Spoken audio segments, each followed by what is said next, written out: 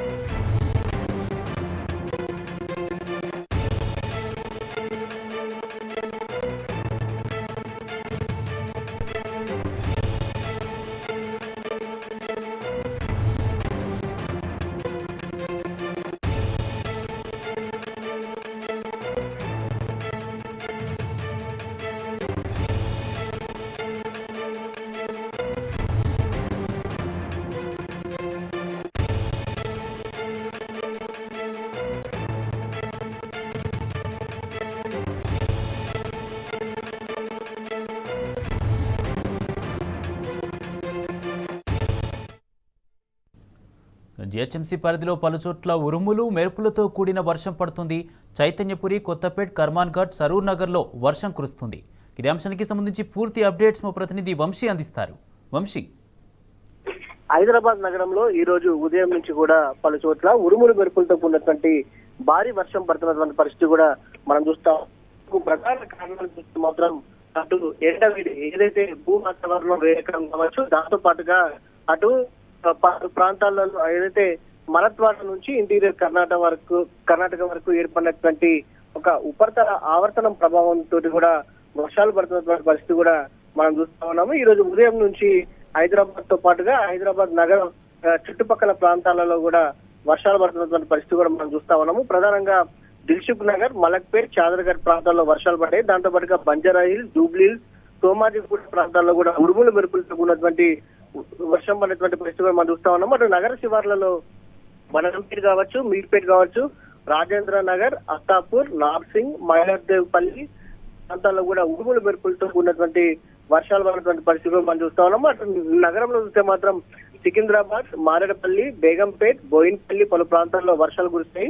అటు హయత్ నగర్, అబ్దుల్పూర్ మెట్, తుర్కయాంజల్లో కూడా వర్షం పడినటువంటి పరిస్థితి కూడా మనం చూస్తా ఉన్నాము. అటు మేడ్చల్ జిల్లాలో చూస్తే మాత్రం మేడ్చల్ జిల్లా కీసర మండలంలోని పలు ప్రాంతాల్లో ఉరుములు మెరుపులతో కూడినటువంటి వర్షం పడింది. దాంతో పాటుగా చైతన్యపురి, కొత్తపేట్, కర్మాన్ఘాట్ ప్రాంతాల్లో కూడా వర్షం పడినటువంటి పరిస్థితి కూడా మనకు కనపడతా ఉంది. అటు పాత బస్తీలో కూడా చంద్రన్గుట్ట, పల్కనామా, శాలిబండ, లాల్ దర్వాజ్, గౌలీపుర, ఉప్పుగూడ, కంచన్బాగ్, సంతోష్ నగర్, చంపాపేట్ పరిసర ప్రాంతాల్లో కూడా వర్షం పడినటువంటి పరిస్థితి కూడా మనకు కనపడతా ఉంది. అటు జిల్లాలో కూడా చూస్తే మాత్రం అటు సిద్దిపేట జిల్లాలో దుబ్బాకలో వర్షం పడినటువంటి పరిస్థితి కూడా మనం చూస్తా ఉన్నాము. సిద్దిపేటలోని పలు మండలాల్లో కూడా వర్షాలు పడినటువంటి పరిస్థితి కూడా మనకు కనపడతా ఉంది. జగిత్యాలలో కూడా పలు గ్రామాల్లో, పలు మండలాల్లో వర్షం పడుతున్నటువంటి పరిస్థితి కూడా మనం చూస్తా ఉన్నాము. నిన్ననే వాతావరణ శాఖ కూడా హెచ్చరికలు జారీ చేసినటువంటి పరిస్థితి కూడా మనం చూస్తా ఉన్నాము. రెండు రకాలుగా, ఒకటి ఉపరితల ఆవర్తనాల ప్రభావం కావచ్చు, దాంతో పాటుగా భూ వాతావరణం వేడెక్కి అటు గంటకు 30 నుంచి 40 కిలోమీటర్ల వేగంతో ఈదురుగాలతో ఉన్నటువంటి ఉరుములు మెరుపులతో ఉన్నటువంటి వర్షాలు పడే వెంటనే హెచ్చరికలు జారీ చేసినటువంటి పరిస్థితి కూడా మనం చూస్తా ఉన్నాము.